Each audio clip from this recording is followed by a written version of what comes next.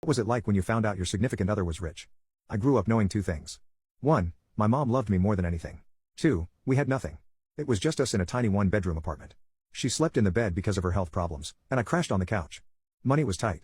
Some nights, dinner was whatever she could throw together from dollar store groceries. I started working as soon as I could. Fast food, janitor shifts, handing out flyers on the street. Anything to keep the lights on. But the dream? That was medical engineering. I worked like crazy and somehow saved enough for college. The first day of class, I walked in feeling like I had already won. Then I saw her. Anna. She wasn't just beautiful. She had this energy, this way of making you feel like you belonged.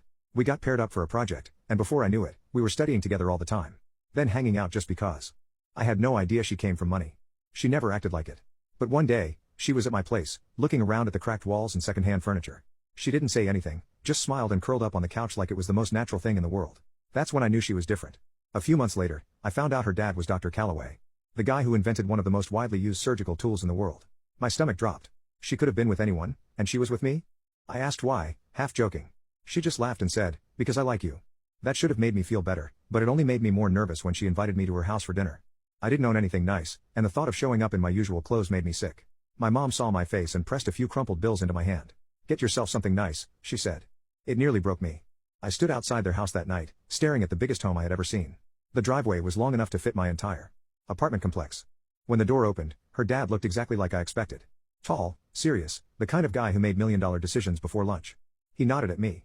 "Come in." Dinner was tense. Her dad watched me like I was an equation he was trying to solve. Then he asked what I was studying.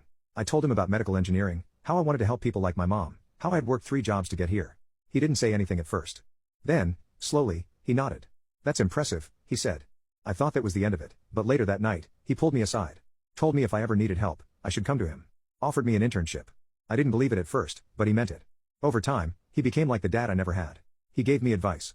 Taught me how to navigate the world in ways I had never learned. He even started inviting my mom over for dinner, treating her like family. On my birthday, they all came to our place. For the first time, it felt like we weren't just surviving. Graduation came, and I finished with honors. True to his word, he got me an entry-level job that paid enough for my mom and me to move into a 2-bedroom apartment. For the first time, we both had a real bed. Then came the moment I had been dreading. I pulled him aside one night, heart pounding. "Sir," my throat dried up. "I'd like to ask for your daughter's hand in marriage." He stared at me for a long second, then burst out laughing. A deep, booming laugh that made my stomach drop. He clapped me on the back. "Took you long enough. I was wondering when you were going to grow the balls to ask her." I had spent my whole life wondering what having a dad would feel like. Turns out, it felt exactly like this.